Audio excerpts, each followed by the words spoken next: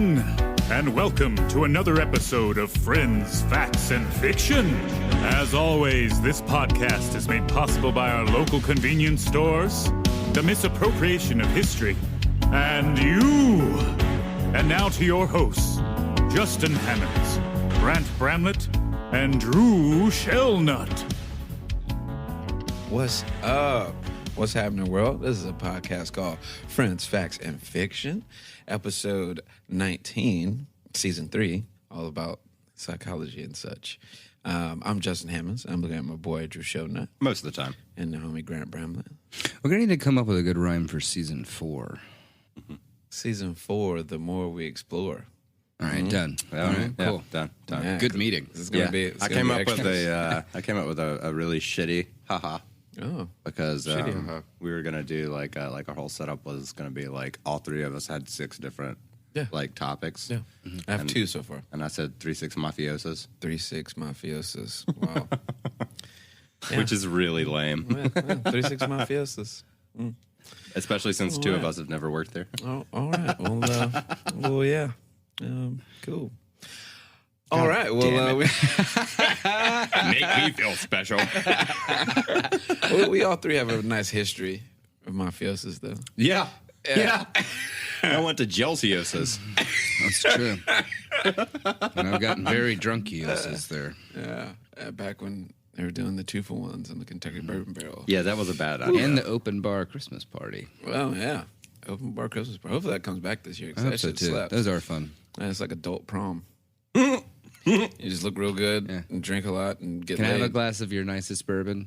Can I have one more? Can I have a third? Thank you. and dance, and don't forget to eat, and then end up somewhere afterwards. Anyway, so we're here again, guys. We're gonna do bad great people, but still great people. Yeah, Great Of course. people? Question mark? Yeah, like if you minus the morales, Well, solid. I feel like I can't iterate this enough because I had somebody talk, which is wonderful that we have people listening to it and then talking about the fact they're listening to they it. listening me. to us, I know, yeah. it's cool. I was like, they really weren't that great, though. And I was like, yeah, they were. They'd made massive things happen. You know, that defines a great person. I was like, yeah, but they did bad stuff. And I was like, of course they did. Yeah. All great people do bad stuff, I would say. Yeah. You know? Yeah, you'd be surprised. And it Never just, I meet your can't heroes, stress this guys. enough. Great, as in grand or larger than life. Yeah. Ask Judas. Bigly. These are bigly people. Like Great Canyon. Yeah. Grand Not the Canyon. Grand Canyon, but the Great Canyon. And if you guys don't know, that's like 40 miles southwest of the Grand Canyon. It's the Great Canyon. It's great. It's not grand or anything, but it's great. You know what I mean? Evil Knievel actually jumped that one. Yeah. So, yeah. No.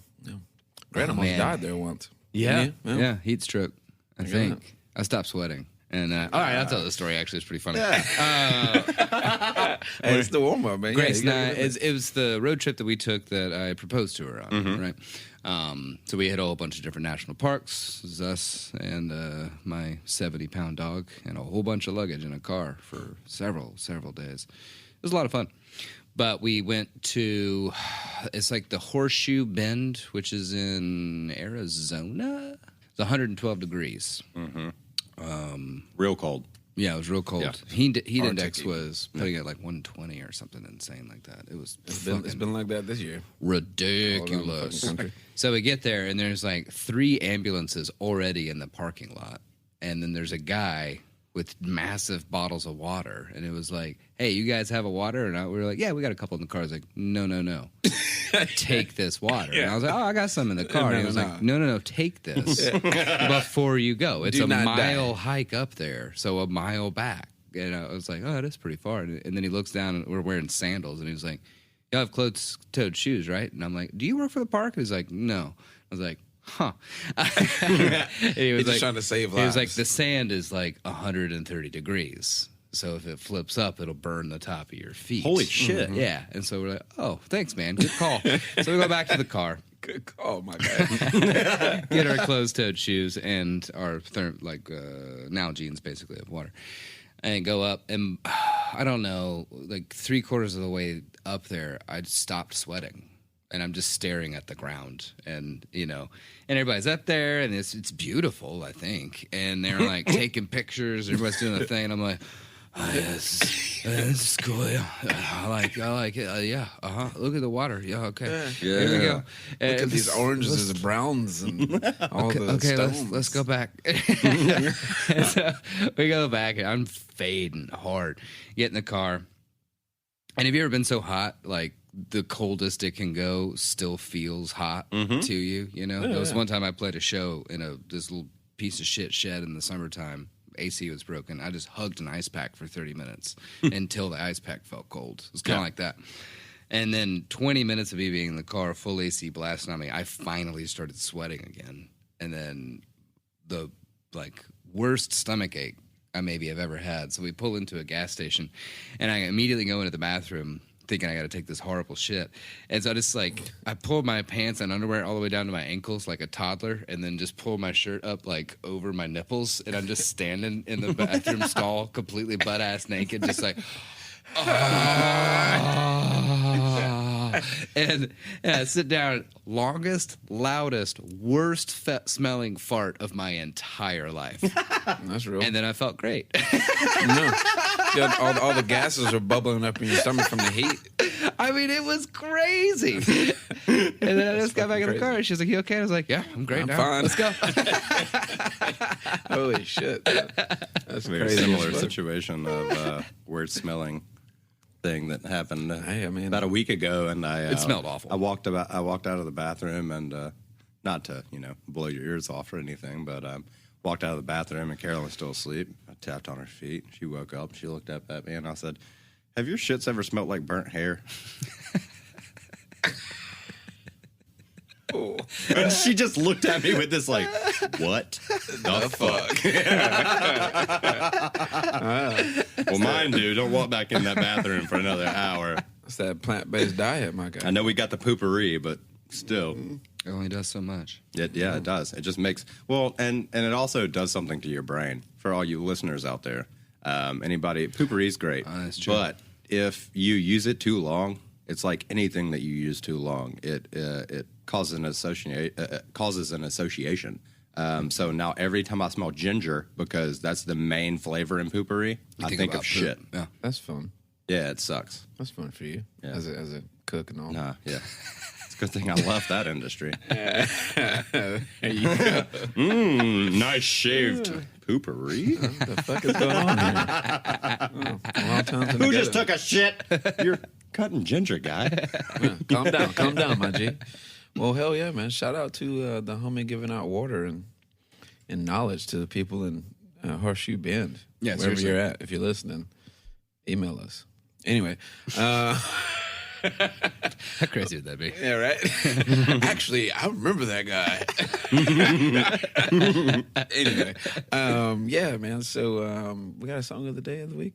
Yeah, but it's a little more interactive today. So my good friend Spencer Johnson turned me onto this album. It's called South Spence. It's called Plantasia, Music for Plants, by a Mort Garson. This really tickles his fancy. Man. He really likes this shit. It's so funny.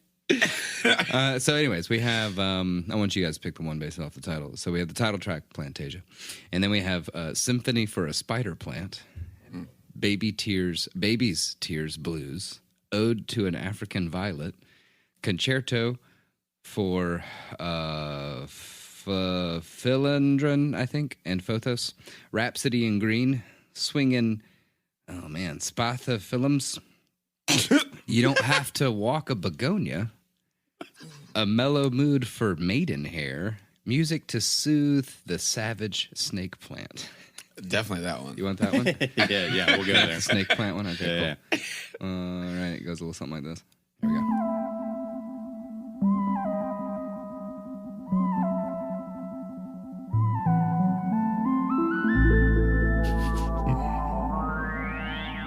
Introducing the first night of my bachelor party.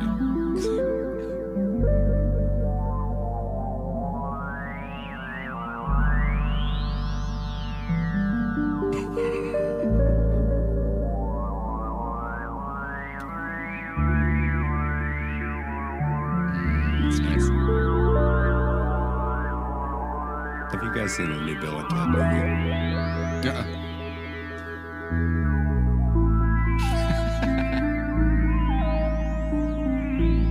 Yeah.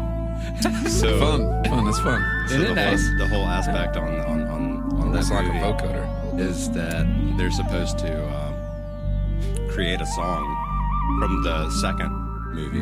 I think I'm just gonna leave this on for the rest. Yeah, of the you should. episode. Just background. Yeah, just leave it. Yeah. on. It's real more gentle.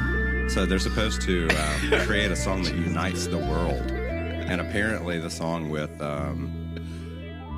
what was it called? The two space creatures together in Bill and Ted. Not the machine. Anyway, and Death, whatever. Bill and Ted 2 was supposed to be one of the songs. Yeah. So what we're gonna do is we're gonna take it down real low. That song that never stops. And we're gonna take it down to them smooth vibes. By the way, it's called warm earth music for plants and the people who love them. Nice. I'm glad you love this so much, man. I'm happy People for you, are bro. so weird, dude. I love it. Speaking of weird, last night was strange as fuck. But this motherfucker, bro. So Bill and Ted too, they have to make a song that saves the world. Is that the base? They've got their kids, and they both have girls. And Bill names his kid Theodoria or something like that, and Ted names his kid Billy. Billy? I'll stop for real. I'll stop. So the whole premise of the fucking movie is that they go back into time to make a perfect band Good idea. That's dope. to help their fathers out who are being shit on by the future people for not making a song that Save the has world. saved the world. And it's funny. The first two people that they go back and talk to are Jimi Hendrix and Louis Armstrong. Nice. That's a good baseline Yeah, start yeah. for a band. They're like, I'd say. yeah. And they go back to Mozart and like, yeah, it's pretty cool. That's dope. But I started to watch it the other day, and I was like, I don't know if I'm in this goofy enough of a mood. I'm normally in a dark psychological thriller mood. it's myself. it's still pretty I'm pretty sure I'm still under the assumption that Keanu Reeves just needed his homeboy to have some more money. I mean, no, Keanu probably just gave him some money. He looks like That shit. He probably did. That he looks like fucking Professor Snape. part. Hey, Keanu Reeves does in this movie, and they both don't know how to portray themselves like they did before. Like they're having a hard time being like, "Whoa, bro!" So it's just like, "Whoa, oh, bro." it's super. Like, nah, okay, come on, guys. Yeah. But the song to save the world, like their first song that they present to people is at a wedding, and it's a combination of what is it? The throat singing, the whoa, whoa, whoa, whoa, and a what's the little metal thing that you move your hand? A theremin Yeah, Theremin. So it's a theremin and throat singing. and throat singing. It's like well. Just trying to figure it That's out. fucking badass. That's awesome. Yeah, I have to check it's that pretty shit great. out. We always giving out some good recommendations, man. We need to do like a movie review episode. That's a fun Get some idea. Actually. suggestions. That'd be a good tweener. It would be. Make a back pocket episode. You know what I'm saying? Yeah, I like it. Anyway, yeah, we're gonna start into these hot facts about bad great people or great people that are kind of bad than the last. This motherfucker. Jesus Christ! Oh my god! All right, I think this is a Drew episode. It is a Drew episode. Okay, let's I will do it. preface you guys with the intro to this was conducted by Mr. Bramlett over here. He did do the research. Yes. Yes, at least for the intro. Did you just third person yourself? No, that was another person in the room. Oh yeah, that was a fourth person. Word. I'm glad you can see him. I can't. Here we go. Yeah, So Michael good Ruse, episode. professor and philosopher, said that morality is a biological adaptation no less than our hands and feet and teeth, considered as rationally justifiable set of calms about an objective something. Ethics is like an illusion, essentially. I appreciate that when somebody says, love thy neighbor as thyself, they think they are referring above and beyond themselves. Nevertheless, such reference is truly without foundation. Morality is just an aid to survive and reproduction, and any deeper meaning is illusionary. Yay! Exactly. Exactly. That's what that means. Exactly. All right, we out. Well, I mean, and I personally feel that he's really pretty right about that. Like, we view murder as wrong because it takes more of us off of this planet, which is a threat to our survival as a species, right? Mm-hmm. It's not because you'll go to hell. It's because it's a bad thing to do for our survival rate. Mm-hmm. And that wasn't good enough, so we started talking about hell. Yeah. You know what I mean? Yeah. And then we get into the history of the great man theory. The great man theory, huh? So the great man theory of leadership became popular during the 19th century. The mythology behind some of the world's most famous leaders, such as Abraham Lincoln, Julius Caesar, Mahatma Gandhi, and the Great, Alexander the Great. They put Abraham Lincoln up there with Julius Caesar. It's kind of wild. It's sort of the same thing, though, if you think about it. Well, I mean, I guess so. Yeah, but because like you learn more things about these people, it kind of connects the dots to. I see. Right. All right. So, all of this helped them to contribute to the notion that great leaders are born and not made. In many examples, it seems as if the right man for the job seems to emerge almost magically to take control of a situation and lead a group of people into safety or success. Historian Thomas Carlyle also had a really big influence on this in his theory of leadership. He stated, "The history of the world is but the biography of great men." So essentially, him saying that is pretty close to histories written by the victors. Yeah. Pretty much. Yeah. Essentially. Oh. And the way that people document things and portray things are how we remember them. Yeah. Yes, definitely. Sociologist Herbert Spencer, which I had a buddy with the last name spelled the same way, which was Hebert, interestingly enough.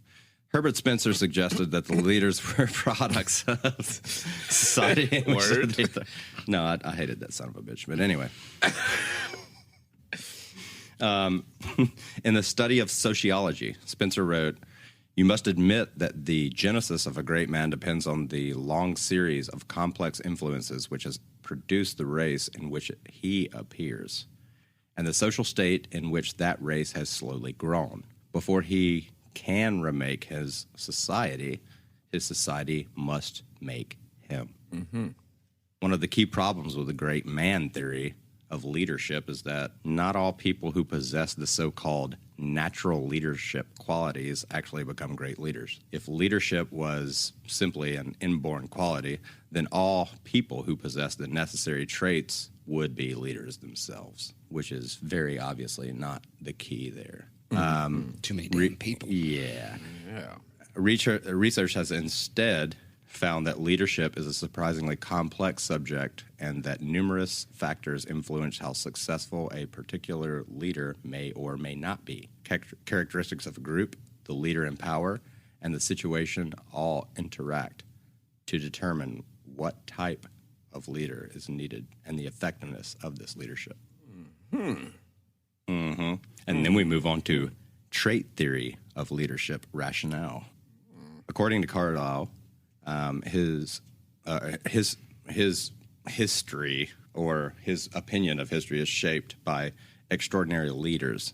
The ability to lead is something that people are simply born with, Carlyle believed, which we all know may or may not be the key there, depending on like genetic and geological kind of depositions. Also, environment. You know, Carlos Aldils inspired early research on leadership, which almost entirely focused on inheritable traits.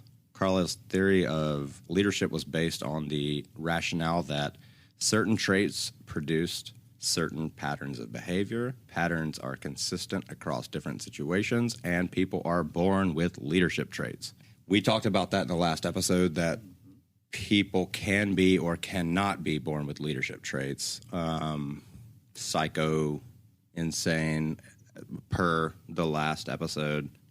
The genetics of things literally are what controls what's going on. Your situational response to things is your situational response to things, but the way that your genetics are formed with your situational response ultimately shows who gives you you the are. result. Exactly. Yeah. Right.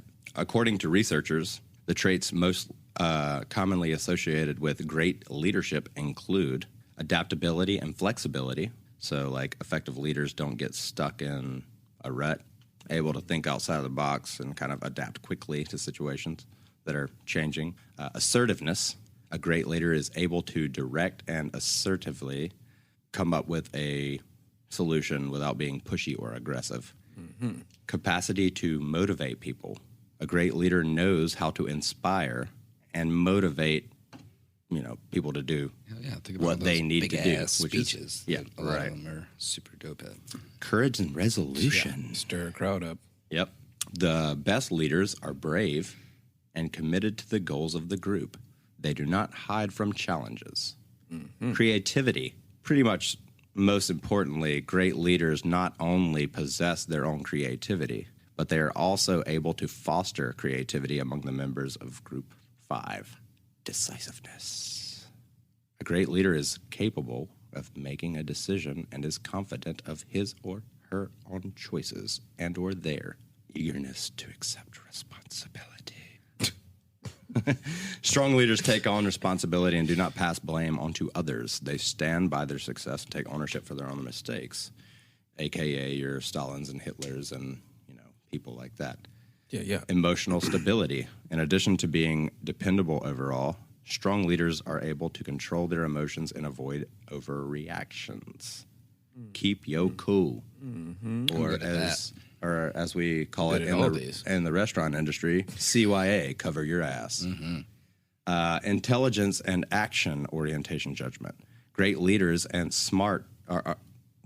are smart and make choices that make the group move forward, obviously. Need for achievement.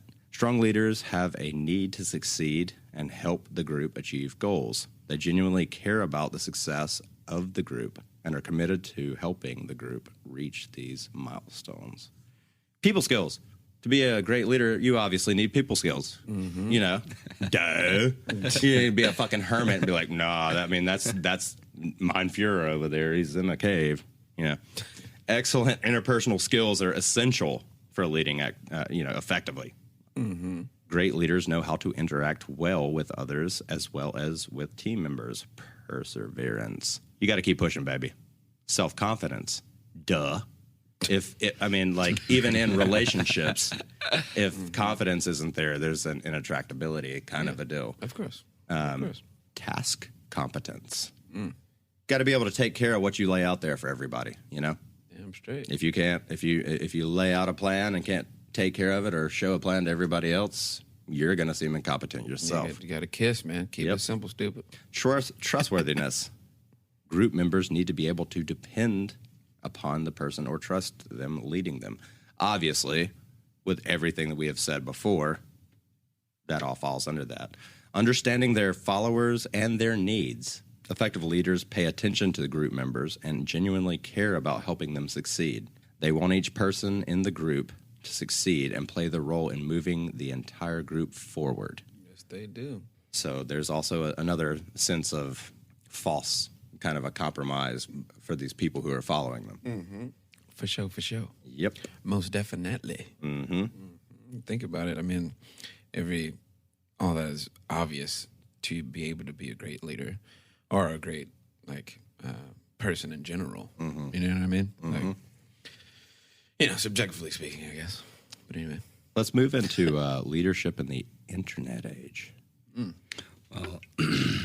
Real quick, I did want to cover the other side of that, or the controversy on the trait theory. I'll just read off the damn page here. Early studies on leadership focused on the differences between leaders and followers, with the assumption that people in leadership positions would display more leadership traits than those in subordinate positions. What researchers found, however, is that there were relatively few traits that could be used to distinguish between leaders and followers. For example, leaders tend to be great communicators. They tend to be higher in traits such as extroversion, self-confidence, and height. But these differences tended to be small. There are obvious flaws in the trait-based theory. While proponents suggest that certain traits are characteristic of strong leaders, those who possess the traits don't always become leaders. Some have suggested this may be due to situational variables in which leadership skills only emerge when an opportunity for leadership arises, such as war or political crisis, or the absence of leadership. Meanwhile, others have taken a contingency approach to leadership in which certain traits can be more effective in some situations and less so in others. Opinions vary on what those traits are and what degree they can predict success, if at all. Oh, look at that. Neat. Yeah. Which leads us to what I was going to say. Who'd have thunk it? The leadership in the internet age.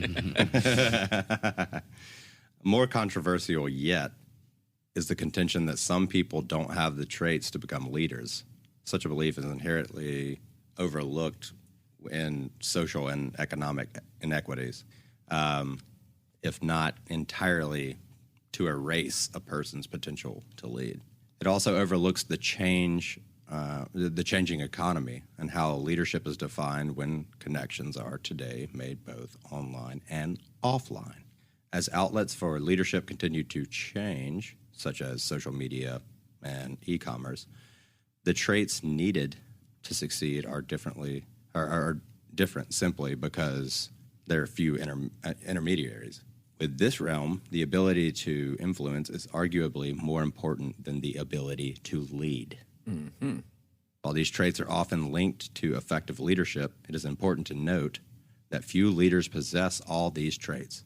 Generally, a strong leader will have many of these qualities, but aspects of the situation also play an important role in determining if people are, able and willing to lead or be led in this situation. In many cases, it is the interaction between these traits and the situation that determines leadership quality. So essentially, the two guys that I'm about to talk about used their situational integrity, if you will, to possess these civilizations. Yeah, because, their situation got them a particular reputation, and then that situation, once their reputation was defined, it was, the right man for the right job at the right time kind of a thing, You see a spot, you take it. Yeah. And if you hadn't have made yourself into that person that's, quote unquote, qualified for that spot, that wouldn't have happened. If the spot didn't exist, obviously that wouldn't have happened. There's a whole bunch of shit that has to happen. It's really crazy. Yeah, well, shit lines up sometimes. Yeah, and it's also pretty funny too, because looking back on history and us doing this, it's almost as me being a dorky geek dude. Looks at it.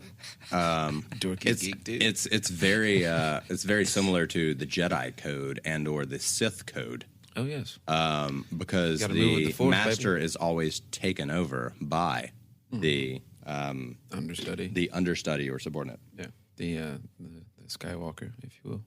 Who's going to take over if you don't push them out of the way? Exactly. How are you going to get your power if you're not enforcing it? Or you're not making your mark. Which leads us to the number one Sith on the face of the earth, which is Alexander Palpatine the Great. Palpatine. So next off, we're going to start with Alexander the Not So Great. Or the Great. He did some great things, I guess, Let's go over some good things about him, just to mull you guys over on, your history lessons through high school. So, good things about him. He was trained by Aristotle. Out of all the intellectuals and prestigious academics in Athens, Alexander's father, Philippe, chose Aristotle to instruct his 13-year-old son. Aristotle, who had been the student of Plato, as we went over in previous episodes, was offered a handsome salary to move to the town of Maesa, deep in Macedonia in the countryside, in the nearby temple of Nymphs. Ooh. Which, that sounds fun. Yeah. Hey. Aristotle taught the young prince geography, zoology, politics, and medicine. Alexander was greatly influenced by the philosopher's teachings. On later military campaigns, Alexander brought scientists with him and sent plant and animal specimens back to his former mentor to form kind of a biology of those. Of course. Neat. We're discovering new things. So, the next one was he tamed the horse Bucephalus. Okay. Philippe, Alexander's father, bought a horse called Bucephalus for the exorbitant price of 13 talents, which 1 talent equals about 27 kgs of gold nowadays, which would be Jesus Christ. Crazy. metric fuck ton, essentially. 7 kilograms? Yeah. I mean, that's a lot. That's a lot. Yeah. 13 of those for this one horse. But Animal fought him at do some any math. chance he could. It was a rambunctious horse, I'd imagine, yeah. So, as this horse fought from him, Alexander realized he was just fighting his own shadow. So he trained the horse against his own shadow and tamed him. And this horse stayed with him until the end. Oh, wow. Like, that was essentially his best friend. Yeah. I mean, back in those days, yeah. Yeah. I mean, shit. Other than Jared Leto. I mean, wrong movie. Right movie, wrong time period. That's 772 pounds of gold. Oh, my God. 27 kilograms? No. Oh, 13 the whole 13 talents. talents of... Yeah. That's Yeah. crazy, bro. 772 pounds. Just I wish I wanted knew what breed was this fucking horse, bro. Right? Jesus, it's like the Tennessee Walker of his day. to- Sorry, The continue. fucking the Budweiser horses, what are they called? I knew that was going to be a lot. Clydesdales. Clydesdale.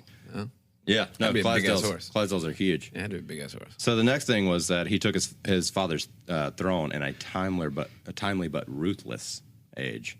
Alexander's father, Philippe, was stabbed by one of his bodyguards in 1336. But It's not a very good bodyguard. no. It happened a lot in those days. Like the people killing their leader. They do that shit all the time. Yeah, for sure.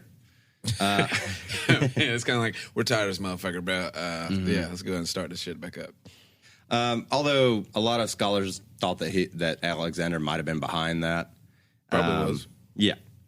He wasted no time dispatching any possible rivals, even instructing his mother, Olympias, to execute the infant son of Philippe and his latest wife. Damn. So you could have like ultimate power, basically. That's savage. Yeah. So he spent the next 2 years quelling rebellions in the lands conquered by his father. Thebes revolted, and on a false rumor that Alexander was dead, showing no mercy, Alexander slaughtered or sold into slavery 30,000 inhabitants before leveling the city into the ground. Jesus. After such an example, there were no significant uprisings in Greece during Alexander's 12-year Asian Yeah, campaign. no shit. Of course. It's like, Yeah. oh, word, that's what he doing? Cool. Hey, we good with you, bro. Hey. Oh, neat. Oh, We can sit back. Appreciate that guy.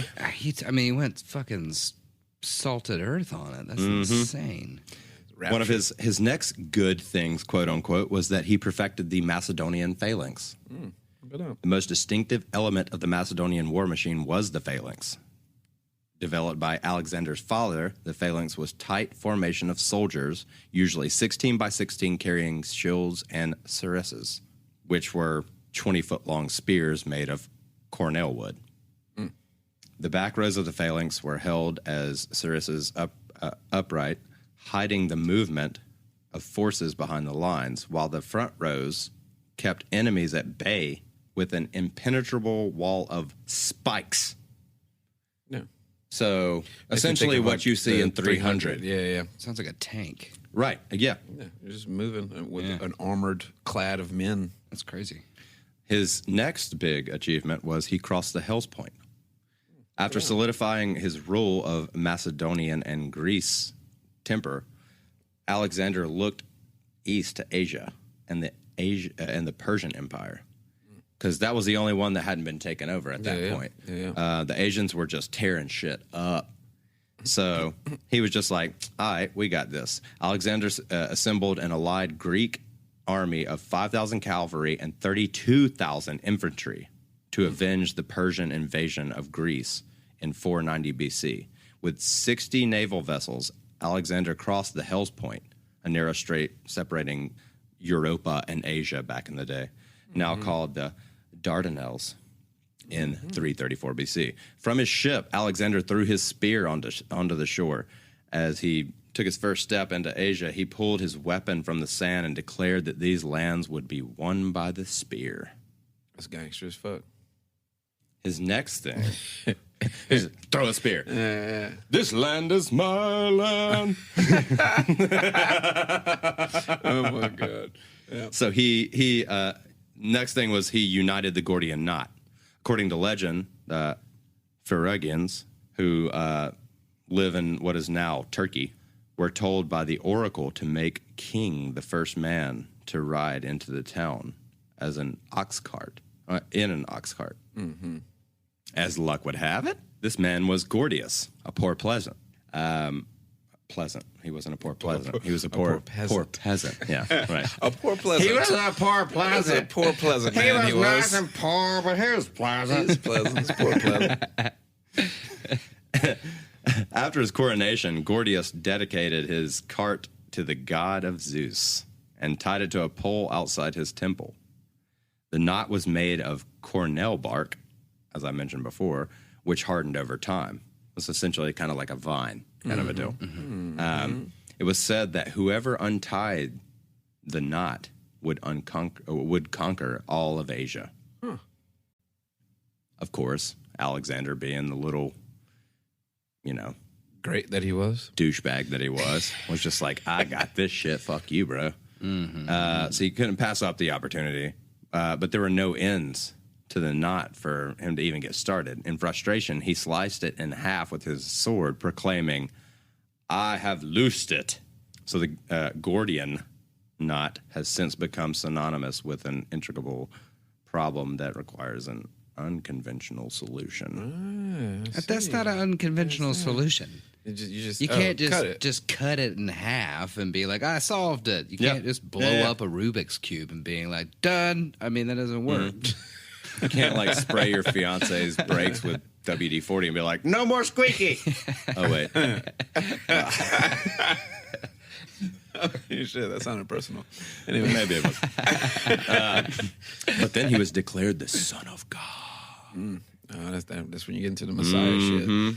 After defeating the cult leader. Persians in the Battle of Issus, Alexander, he decided to enter Egypt, which had been under Persian rule, obviously, for about 200 years. The Egyptians despised the Persians for their heavy taxes and religious intolerance. They gladly anointed Alexander as pharaoh, initiating a culture exchange between Greece and Egypt that lasted for the next 300 years. Back in Cleopatra, right? Yeah. Just The Ptolemaic era. fucking his uncle, cousin, something like that. Him too, I think. Uncle cousin, yeah. There was lots of rumor of them, but I think it was his uncle cousin. Yeah. Shit. Fuck. Never mind. Nope. Marcellus. No. Mark Aurelius. Come on now. Come on. Help me out here. Marcellus Wiley. What is that? Mitchell. Anyway. The guy. Uncle we know Mitch the guy. got it We in the we head. covered this shit in the Egypt episode, by the way. Y'all We just do go know back what we're and talking listen to about. it. We forgot. Oh my god. We forgot this more stuff Marcellus than you Wiley guys look know. The Does he next look big like a thing bitch? is that he founded Alexandria. Besides raising cities, Alexandria also founded about 20 new ones, naming most of them after himself. Go figure. Yeah, the Library of Alexandria, the fucking like this of Alexandria, the this and that and the this and the yeah. Sounds It's like like that. Ramses. Like, yeah. Yeah, My like mama takes that. Ramses. And mama takes that. Shout out to Sam. Ramses. Mama to him. I'm gonna pull him in on another episode. I'm excited about That'd be it. great. The most enduring of these is Alexandria on the coast of the Nile Delta in a superb natural harbor where the Parisians had once erected a fortress. You can't do it on yourself. But I did. His next big thing was that he defeated the Persians. That was his main of what we call him the Great for. What we see, you know, in That in person the was big kicking ass movies back in and the day, stuff. Yeah. After I less, say back in the day, like it's like 40 years ago. yeah, back in the day. Like back in history, back in time, motherfucker. After less than a year in Egypt, Alexander resumed the control of Persia and kind of kicked out Darius III and did away with that. At the plains of Gaugamela, Darius assembled an army of 200,000, That's crazy. which included cavalry wearing chainmail and chariots with blades spinning on the wheels. Oh yeah. So if you've been on the Classic. interstates in Tennessee, you know about those big motherfuckers with those spikes sticking off their tires. No, I think that's Houston, Texas. I don't know. Yeah, you swinging on Sometimes fofos. You know what I'm saying? Alexander's 47,000 men attacked Darius's flanks, splitting the Persian forces, with Alexander charged into the center. The Persians broke ranks and were routed. Darius escaped by horseback, like a bitch, only later to be killed by one of his own men. Yeah. It's like, bro, you being a bitch right now. I gotta kill you. Yep. That's some savage shit, bro. So we'll go into the latter part of his life, which is he expanded his empire to India and partied like a rock star. Oh yeah, it's a lot of fucking. Yeah, straight up. A lot of fucking. Alexander like a believed rock Asia ended just on the other side of India. Wanting to conquer the continent and the entire world, obviously, he pursued with his men to march east. The Indian king Porus and his elephants fell to Alexander, but the weather and the mountains were too much. Like, I mean, you're talking about people from Greece walking through snow and like blizzards and stuff that and they're not. So a little loincloth. So he killed all the elephants, and then the mountains got pissed and fought back. I got you. Pretty much. Okay, cool. Yeah, it's like damn. Yeah. The elephants, So it was man. I'm worried about the probably elephants too, bro. It was Like, probably damn. Alexander's greatest mistake, actually. Was killing the elephants. I mean, that makes sense. The elephants are awesome. Yeah. 15,000 of his men died of starvation That's or great. heat in the Godrasian desert. More than all those he lost in battle. Damn. The journey may have taken its toll on Alexander as well, though. At So a this one banquet, trip, he lost more people than he had lost in all the. Damn, that's wild. at a banquet back in Babylon, he drank excessively. That was one of his big things. Is he was a super alcoholic, and That's why he made all the contrary best to decisions. that's also why a lot of his men got behind him and everything because he presented these grandiose speeches and stuff. You know, get drunk and Because get he got amped drunk up. and off his ass Yeah. and would just present these speeches and people would be like, "Fuck yeah, dude!" Oh, okay. Yeah. And- it's like what I think I'm doing when I'm drunk. Yeah. Like, I'm a essentially- connections guy, bro. Like, you know what I'm saying? Like, I just be bringing people together. You know what I mean? Like, it's what I do. You know what I'm saying? Anyway, So, as to be believed in this time period and era and geological position, he fell ill to fever, possibly due to malaria. Though Or a cirrhosis. number cirrhosis. of causes, including poison, have been suggested. Or cirrhosis. Yeah. He only died a few days later, think about the Just shy- alcohol content back just in the day. shy of his Jesus birthday, which was 33. That's crazy. Could you imagine almost taking over the whole damn world? The What they whole thought was world. the world. Well, at Well, least at that point, never mind, the whole known, world. the I, known I world. remember I didn't really like world history when I was younger for some reason. I like it now. I think that's what happens as you get older. Yeah. You really like history. But I remember when we were going over this stuff, I remember looking at a map of like what he had conquered, and it was like, God damn, like he did a really good job. Oh yeah, this is I nuts. mean, That's the reason why I did like a 10-page report on him in 6th grade. I was like, holy shit. Look at this dude. That's where my name comes I from. mean, that's And I was why like, oh. that's why Genghis Khan always what the fuck, you did that? Like, what the fuck?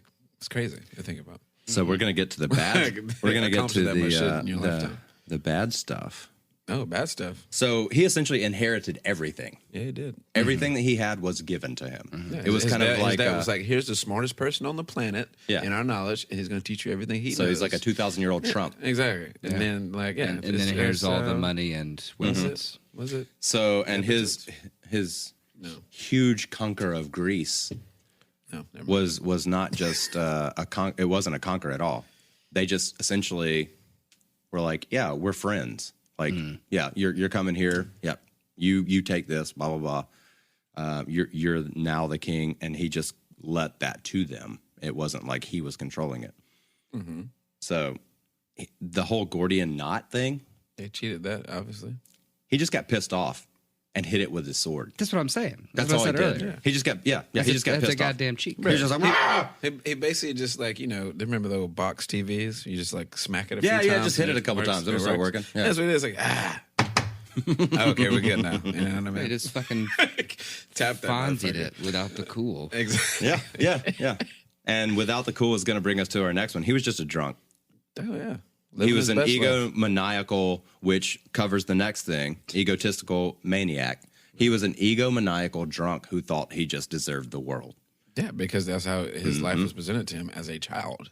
Like, Yeah. you will rule the world. Here is everything. And just It like was Simba, bro. a But like in a shitty way. This is the world. Anything in the Darklands. just like You know, that another shit. a religious character, I can't remember his name right now, but his legacy could have been made up because there was nothing written about him until 100 to 200 years after he had Yeah, died. it's the grand idea and the tale of shit, rumors that could have just been there for Yep. the grandiose of the empire that he was Right. running. Because if you start rumors back in the day, motherfuckers just believed it. Yep. Because of its own GP. Like, fuck it. Like, oh, damn, that's real. You know what I mean? Yeah. Yeah, I mean, you have no way of checking. Yeah, and that's a fact check. It's like, oh, you heard that. Okay, where is real? You know what I mean? I mean, think about today, bro. Shit, this shit's still happening. So And you can check facts Because today. you could fucking check Yeah, immediately. Google. Like any asshole with a smartphone could be like, no, that's not right. Is that real? No, that's wrong.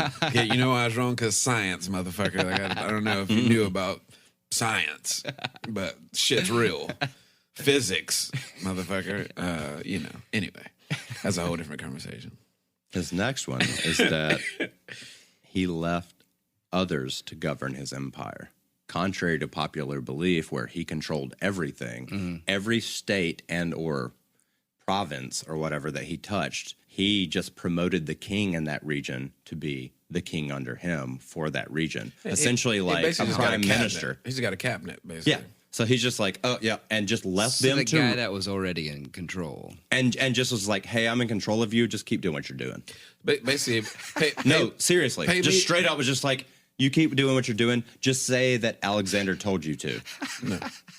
it's like hey, look, bro, I'm gonna let you keep doing your thing. Just give me 10%, bro. Yeah, you good. I got you. just thinking I about- won't kill your people if you just give me like 10%. I was thinking about some drunk Greek just wandering through being like, this is mine now. And you're like, what? It's like, you can still have it and run it, but it's mine. Okay, buddy. Yeah. And then he just keeps rolling down the road. And they're like, that was fucking weird.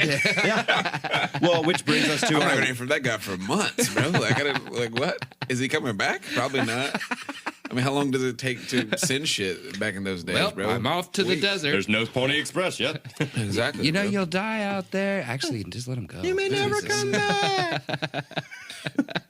just a fucking All Greeks go to heaven. Miles of dead bodies on this trail. Fucking 15,000 dead people.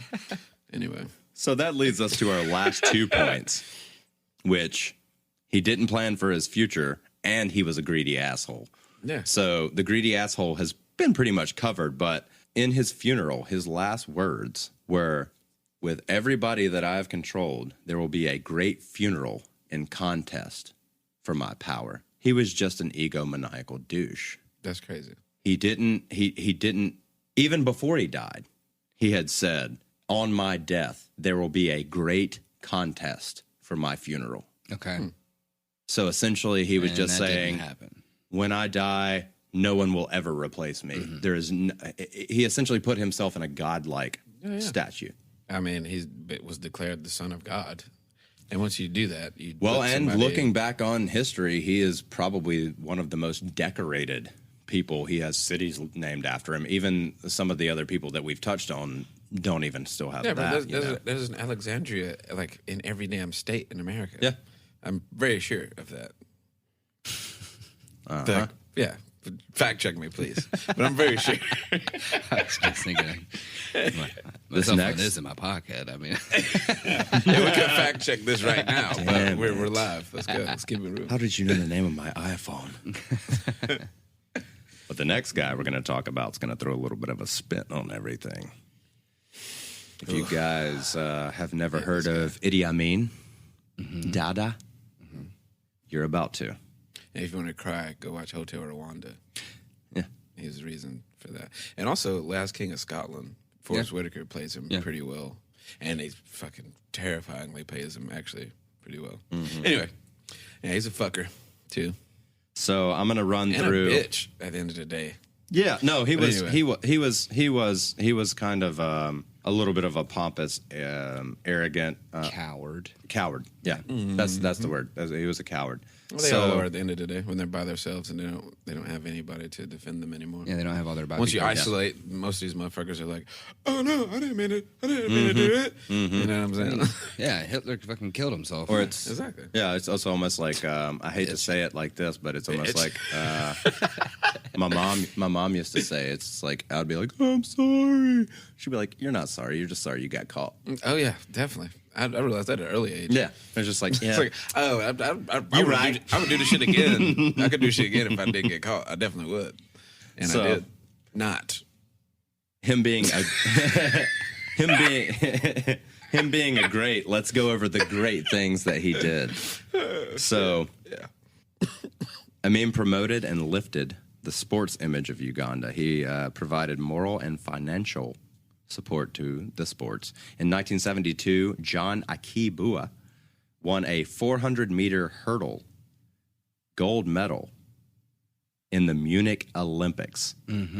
Which most of everybody who were winning back then were USSR or Germany, because everything was Isn't that the one that really pissed off Germany? Hitler and special in Oh no, Hitler. That was Jesse Owens. That was Jesse Owens that pissed off Hitler. Yeah. But I want to say that oh yeah, because that was before. this gold That was medal way before this. Yeah, that was way gold before medal was- 72. It was, Yeah. kind of a, it was kind of a surprise, and I feel like Germany was mad because they had like a really good contender. It doesn't matter. Go ahead. Well, it was the only gold Uganda had won in the game's history at this point as well. Hey, turn it for Japan winning the table tennis. Yeah, that was cool. Duo. Yeah. That was badass. First gold medal. They beat China. And a hilarious and an impressive game that is doubles table tennis. Bro, they just hit it at the other person. They're They be gonna getting miss it into eventually. They be getting into it, bro. That shit is so crazy to watch. Yeah, it's nuts. Anyway, Olympics. He completed the construction of the OAU Conference Center and Nile Hotel, now the Serena Conference Center.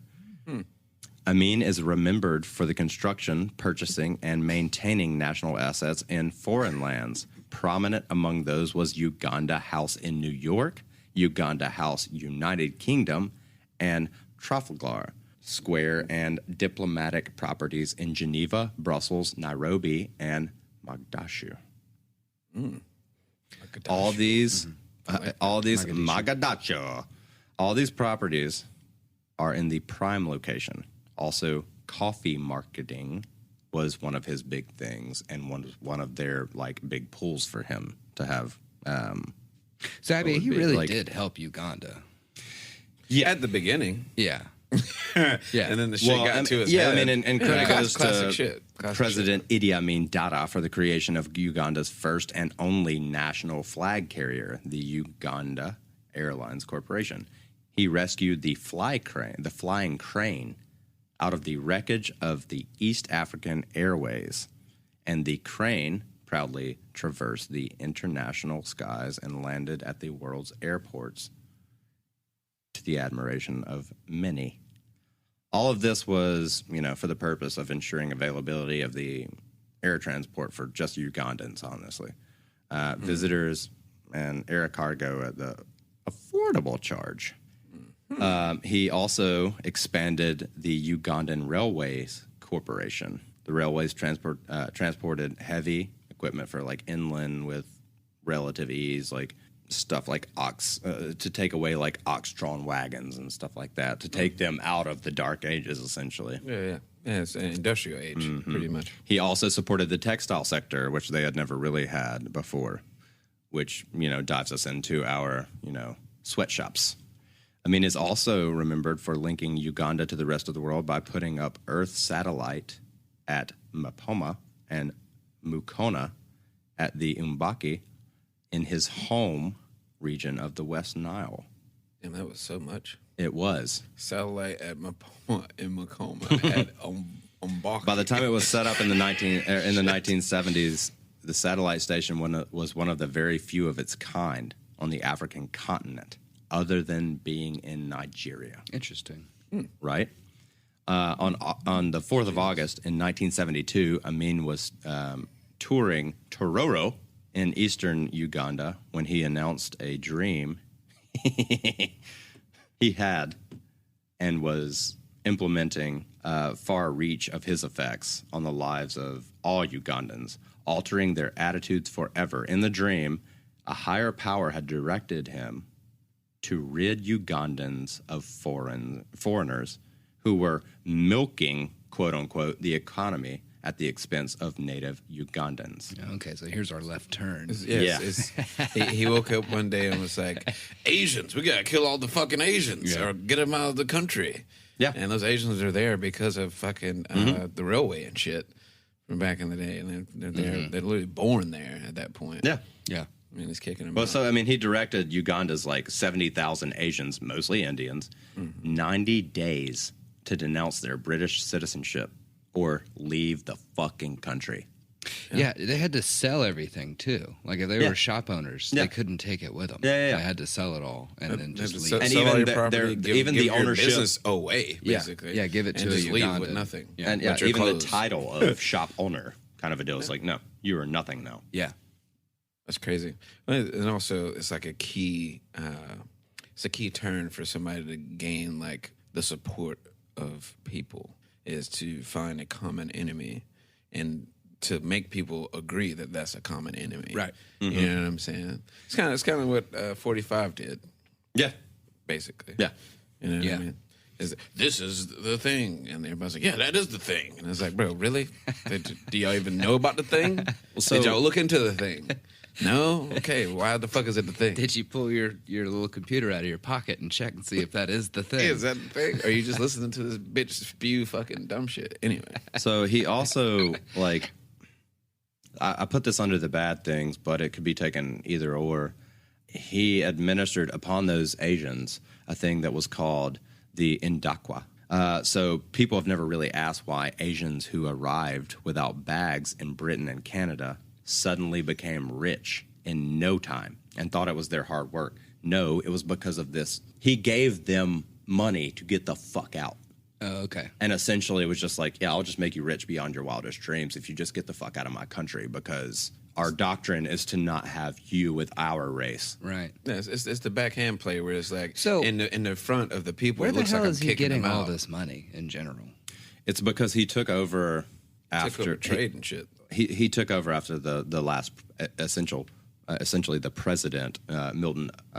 Yeah, I get that, but like, how does Uganda have that much? I mean, that much money? Like putting up satellites, making all these dope ass basically like diplomatic buildings all over the world. Well, there are also resources, becoming computers. resources and things that There's weren't a lot, tapped lot in of at that resources time. in Uganda, and also he was an old British soldier that has British connections Mm-hmm. to the what they call it, the royal family and shit. He did. So he had a lot of liked to connections. claim and claims that he was in World War II. He was born around 1942 or 1945. Right. Yeah. And he claimed that he was in World War II, which actual British documents have him 2 years after the war ended, Right. being a soldier. Yeah. So he was just a big liar. Well, I remember and was that. Like, essentially he had just used that to, following like- under Milton Obote. Yeah. And So the thing is, he was a huge dude, and he was charismatic. Yeah, as he was fuck. fucking 6'7". 6'7". He's a huge dude. Everybody's like, this big ass dude. Of course, he's like this Gentle crazy giant, right? This That's what they call crazy, brave. yeah, the gentle giant. Yeah, shit. Yeah. Ain't nothing gentle. The about gentle it. giant, which now we know him by what I will tell you very soon. We'll get back into not so great things about him, which some of that was not so great anyway, but those were the higher parts of his greatness. Yeah. So he was known for his smile, but military dictator Amin ruled Uganda with an iron fist for 8 long years. That's all it was. 8 years. Yeah, not That's even it. a decade. But He it was only there for fucking 8 years. Terrifying for everybody. Because he ousted the last guy, put himself in, and then everything fell on top of him because of all the shit that he did. Well, also he obviously didn't have a great military mind because of his demise. But Mm-hmm. anyway, we'll get there, I'm sure. But he claimed to be this military fucking like veteran and all this shit. Well, yeah, and a lot of Didn't even people know how to run a fucking military. A lot of people celebrated the coup that he caused over President Milton Obote in '71, but they had no idea how tyrannical he could be. Right. By the end of his rule, Amin had ordered the killings of an estimated 300,000 people. Some estimates pegged this number as high as 500,000 out of the population of 12 million. Jesus Christ. Yeah, because it was like endless slaughter. Yeah. And some of those bodies that definitely wouldn't count it, bro. Well, yeah, I think and- there's yeah. fucking jungles and forests everywhere. Like, Yeah, remember bodies those all in the woods. those 2 reporters? I think they're British reporters that just disappeared. This has disappeared, never were and he found. met with one of their wives, who was like just in tears. He was like, "We'll find them. We'll Yeah. find them." Yeah. And knowing that he ordered, definitely killed them. He killed him. knowing that he ordered them to be burnt and threw into a fucking Mass lake. grave. Yeah, mass Yeah. grave. Yeah, or some shit. there were so many. Like wild, this, bro. this number of 300,000 and 500,000 doesn't touch the surface of what he actually did. That was super fucked up because he gave them a scoop to like a private interview, and then the interview turned out being their fucking execution. Yeah. That shit is wild, bro. Yep. He was a motherfucker, bro. So, other than what you guys know him as, he's also known as the Butcher of Uganda because of what I just spoke about recently. Because he would And swim in long sleeve shirts and pants. he owned this butcher shop, and it was like a Walmart of butcher shops. Oh, I see. Yeah. I see. Everywhere. There's a butcher So he shop was in like every the corner. Butcher of Uganda. Okay, he kind of did like Wally the World, the yeah. Starbucks of Yeah. butcheries. Yeah. Yeah, or the Amazon. Yeah. Jesus Christ. Yeah. Butcheries.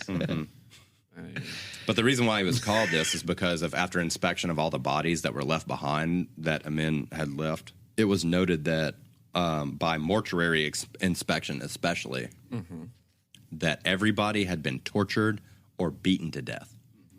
Oh, yes. Jesus Christ. Yes. Definitely, bro. Well, I don't know if you got my reference from earlier, but I remember that we did watch a documentary on him, and there's a scene where he's swimming in his like own swimming pool, but he's in like A linen suit. old person He pajamas. wouldn't get out of his clothes. basically. Yeah, it was weird. In a white linen suit. Yeah, I seen that. Yeah, in that moment, I was like, "Oh yeah, no, this dude's fucking insane." Yeah, this is fucking such you. Is the playbook on how to be a tyrant or how to become a tyrant? Yeah, it's really good. It is, yeah. Super dope. It's on Netflix. Check it out. A lot of good shit So, in history. and the last thing is what we all know. He used his so-called, quote-unquote, power to control the minds of his followers, a.k.a. Psycho. Oh, yeah. He tried to lean on them so hard because they liked him for all the good shit he did, but then they realized he was doing bad shit. And it's like, bro, like, we can't keep rocking with you eventually. Yeah. Well, like, you know what I mean? Like, eventually, are separated from the Germans and everybody else that we've talked about thus far. The Ugandans actually woke up to this before anybody else did. Of him being a dictator, of him being Right. crazy, of him using his psycho power Well, over they them. realized he didn't have a plan because kicking out all the Asian people to own businesses, you give these businesses over to people that don't know how to run business. So then your economy is kind of failing, but you're still getting money in because you have all these connections now. So now you're not even planning shit. You're just waiting for the next paycheck.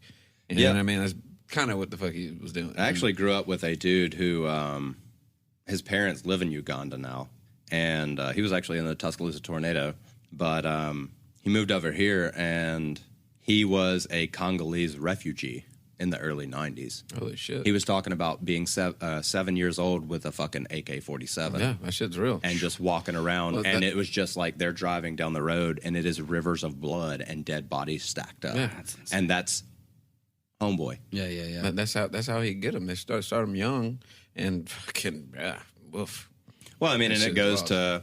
to, touch on like one of the next episodes that we'll hit on, and that is the technological opioids of the world, which are, you believe in essentially what makes you comfortable. Yeah. So, Yeah. If you're taught this is normal, then it's cool. yep. You know what I mean? And if you see something that is higher than thou, in less of, a better phrase, it's then that Messiah complex, man. Yep. Motherfuckers like glorify people that are not worth glorifying because of the position they're in, like we talked about, position they put themselves in to build their character up to seem like this person, but they're really just a frail human that depends on you for their power. yeah. And I was going to hit on one other AKA person. politics.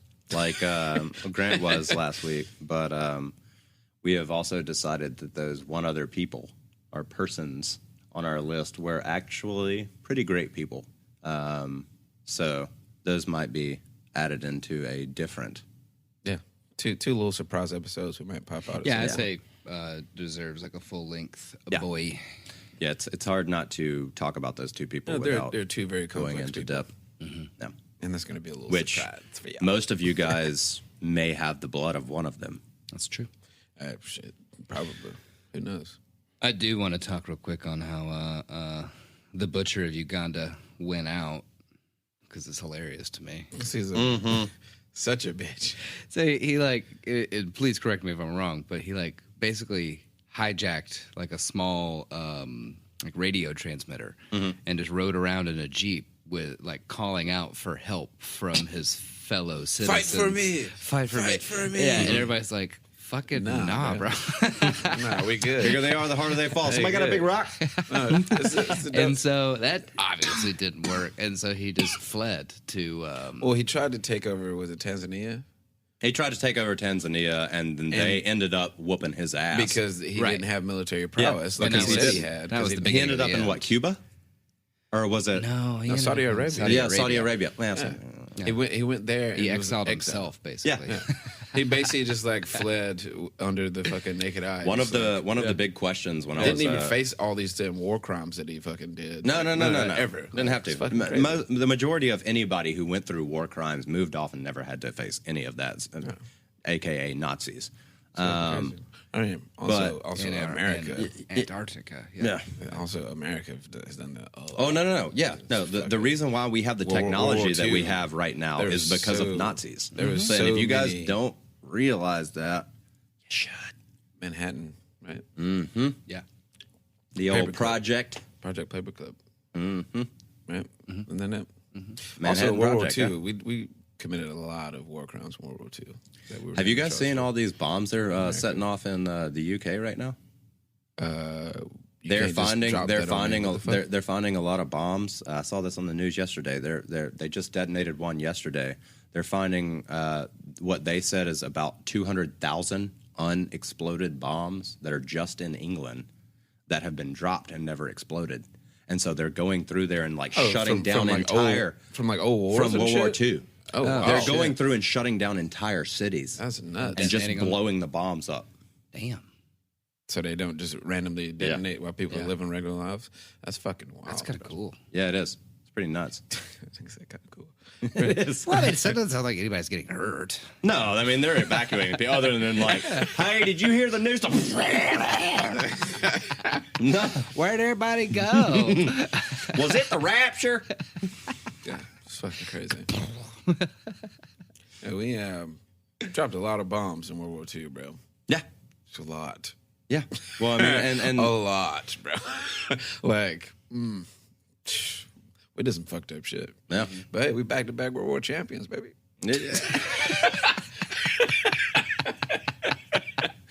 You know, That whole it's Korean about and to be a Vietnam three- one, we ain't gonna count that very much. We're just gonna let that drop Those off. exhibitions. Those exhibitions. See, we were just practicing. We just had to see, check out their tactics. That was that jamboree game.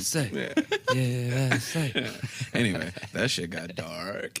But yeah, those are some good, great people, or bad, great people. Yeah, bad, great people. Because they did some great shit, but they were terrible people. Both of them. And there's a lot more in history. We don't have time to cover them all. No. We'll cover one or two more eventually. And yeah. Anyway. So uplifting. So on that thing there. Yeah. So on that note, thank y'all for listening. Next week we're doing a fun one. And hope y'all are doing great out there. You know, remember you can do anything, you know. I hope your drive is going well. Your day at work is going okay or about to be good. You know? Yeah. Where else do people listen to podcasts? Like at parties, is that a thing? Like gather to No, I listen don't to think podcasts? so. Nobody does that. Anyway, well, glad I could talk to y'all. You know? Yeah. It's been fun. It's been. It's been. All right, well, I'm Justin Hammonds, and I'm saying live life because it's worth living, y'all. And I'm Drew Shelnut, and I'm saying being crazy isn't enough. All right. Grant Bramlett here. I didn't think of one yet. Let's see. Everybody out there that tortured and beat 500,000 people to death, I never liked you. If you did not answer that person's pathetic Jeep broadcasted "Please God Help Me" call, I always loved you. Oh. Yeah. Such a thin margin of people that are probably listening to this. But anyway. We could be a metaphor. You know, do you, man? Do you? Well, thank y'all for listening. Again, you can support us at anchor.fm/ Friends, Facts, and Fiction. And give us that 5-star review. You know what I'm saying? And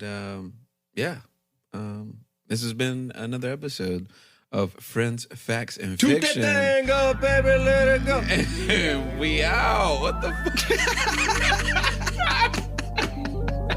Oh, God. And we out.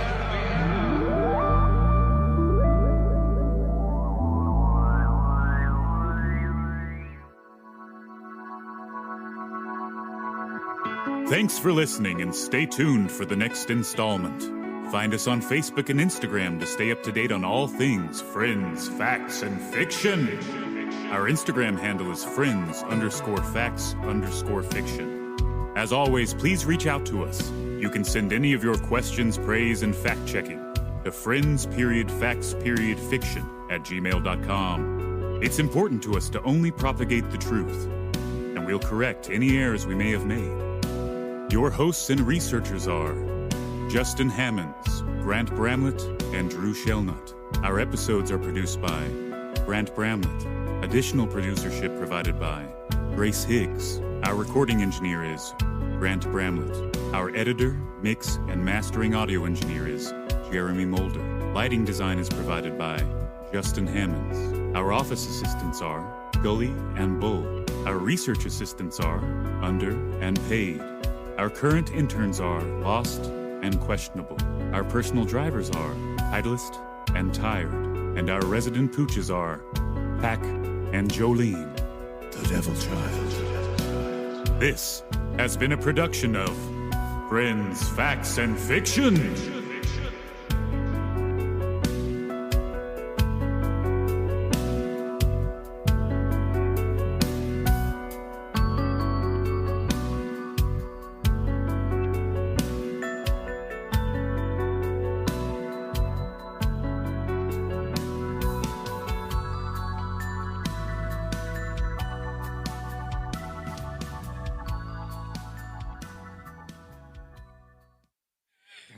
The sound of plants or Don't plants have of to be- sounds. or some Okay, shit. it's called Plantasia. I just told you.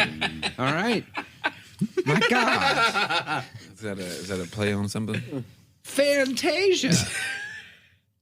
One. God damn it, Justin. Oh shit.